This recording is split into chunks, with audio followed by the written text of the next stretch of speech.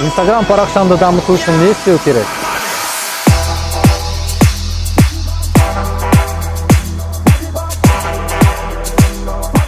Ең алдымен аккаунтта оформление жасау керек.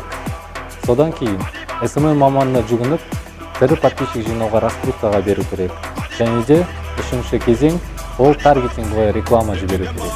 Ең алдымен раскрутка бастамас бұрын аккаунттың оформлениесіне көңіл бөлуіңіз керек. Аккаунттың логотипі, актуальны және де о себе деген жерді жақсылап толтыруыңыз керек. Оформление істеп болдық, SMM маманына раскруткаға бердік. Ендігі кезекте таргетинговая рекламаға беру керек. Осы немесе басқа да қызметтер қажет болса, астындағы номерге өз номеріңді қалдырда, аккаунттың оформлениесін сыйлыққа ал. Сіздермен болған интернет-маркетолог Досянов Азамат.